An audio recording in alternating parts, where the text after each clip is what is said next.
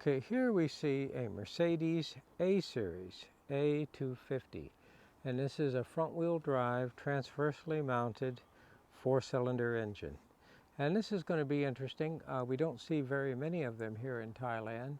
To bring a vehicle in Thailand as an import from another country is extremely expensive. You can take a $40,000 car and turn it into a $120,000 car by trying to import it, because the tariffs in Thailand are very high, and the reason for that is to protect the Thai economy. So normally what happens is the vehicles are assembled here in Thailand or manufactured in Thailand. And what do we mean by that? They're supposed to be assembled from complete knockdown kits, which means engines, transmissions, wheels, etc., come separately and then are assembled into a vehicle. Okay, here we see at the auction a Mercedes A250. And we're going to estimate this is probably about maybe 2016, 2017. The vehicle is somewhat dusty, a little dirty, but the engine compartment certainly looks good. I'm going to go ahead and remove the beauty cover, and a beauty cover that is, quite a large one, and to reveal our turbocharged 4-cylinder engine. And let's take a look at the layout at the engine compartment. Now, the first thing we're going to look at is the inlet to the air cleaner. And here in Thailand, this vehicle is going to be called upon to ford through standing water.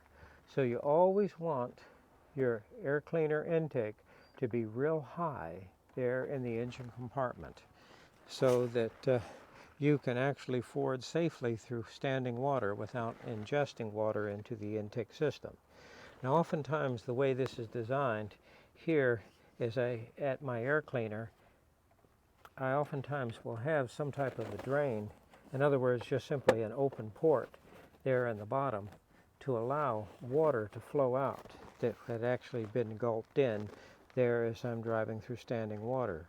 Here I have a pleated paper air filter, and it takes a little bit for that water to get pulled through that pleated paper element. So it'd be nice if it can go ahead and escape and not build up there within the cavity of the air cleaner.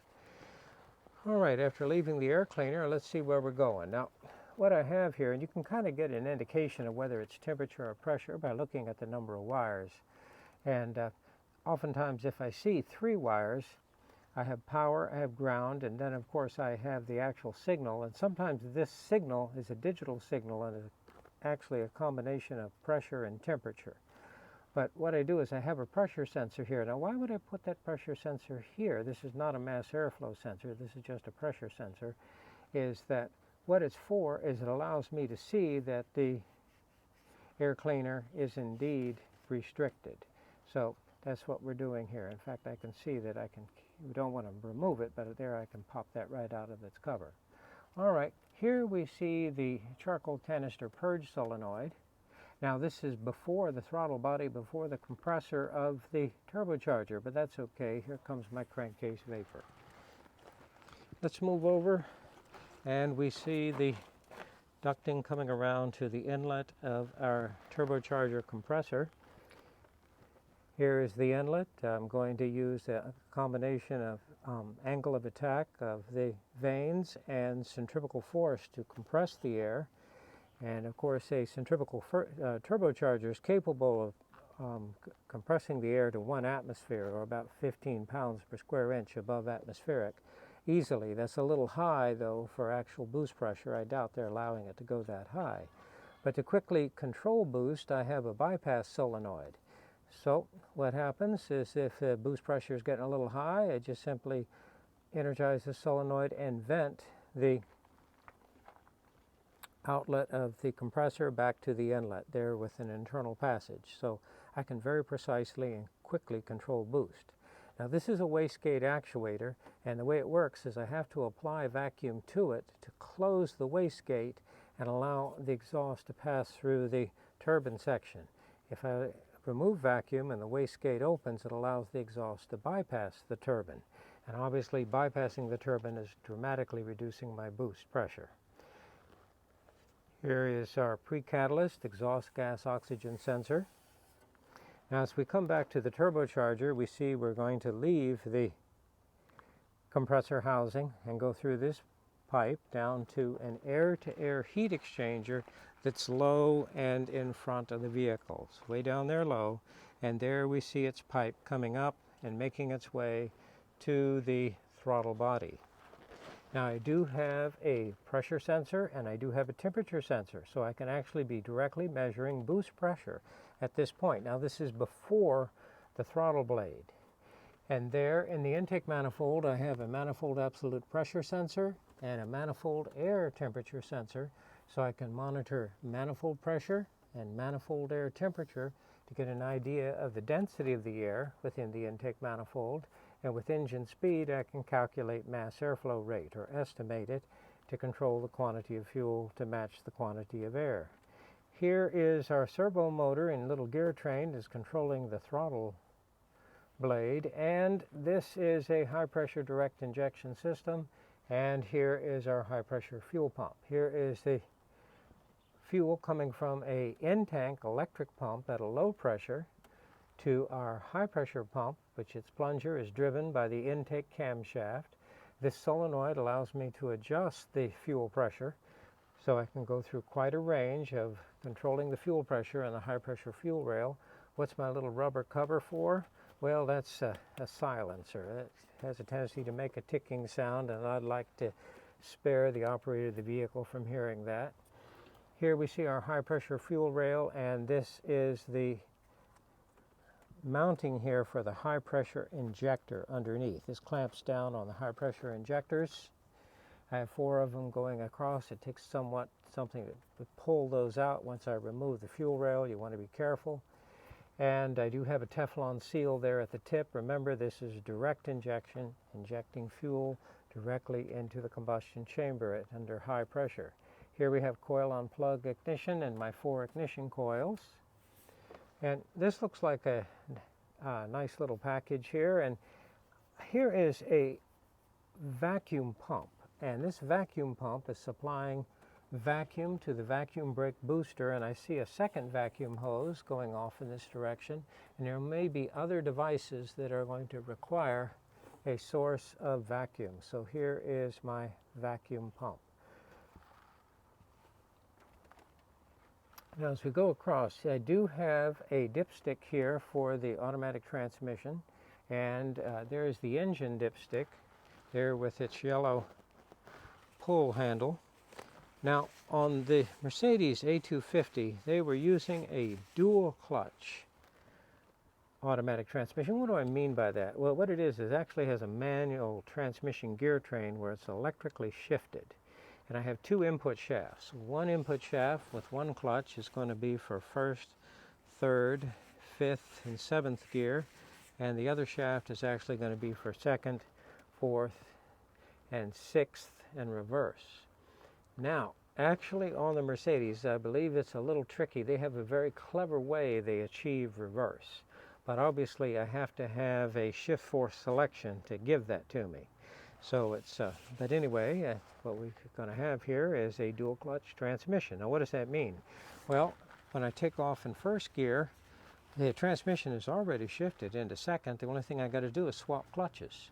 And what I do is I release one and apply the other, and there may be a slight overlap, but not that the driver is going to be able to sense, and the gear shift is instantaneous. And many late model performance vehicles are opting for a dual clutch automatic transmission, and here Mercedes is using it there in their A series. Let's continue around the engine compartment. Here we see the electronic control unit.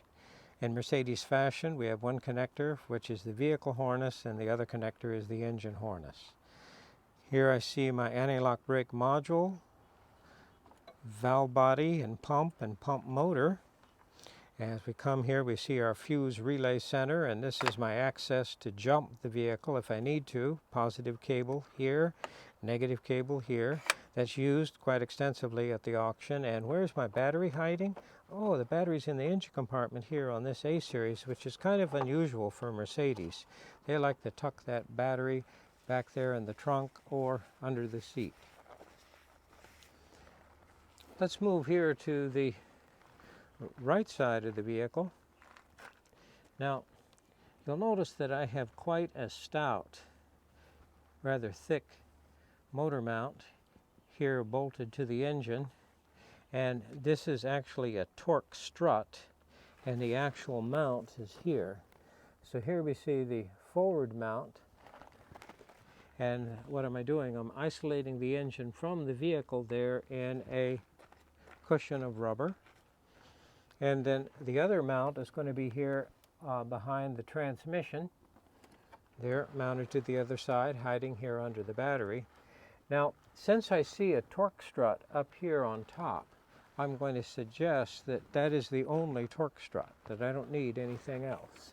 So I don't necessarily see anything there under the vehicle. So what I have is I have two mounting points. I have a mounting point in front of the engine and a mounting point there at the rear of the transmission, and this is the torque strut to keep the engine from, of course, obviously excessively moving there within the engine compartment.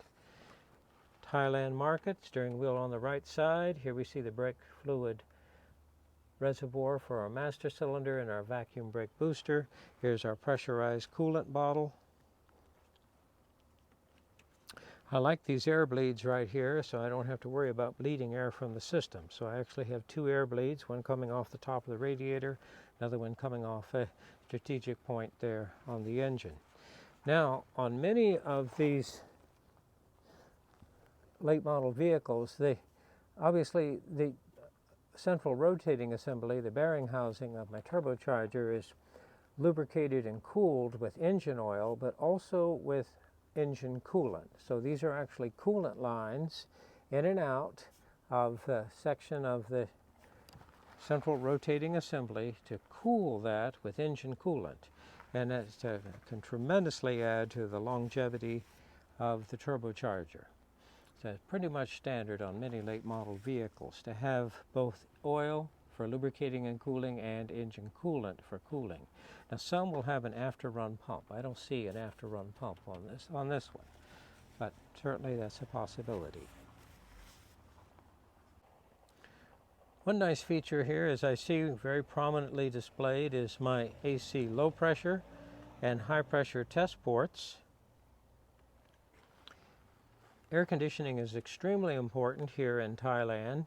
Now I do have heater hoses and a heater core on this vehicle. Some vehicles for the Thai market that will be absent.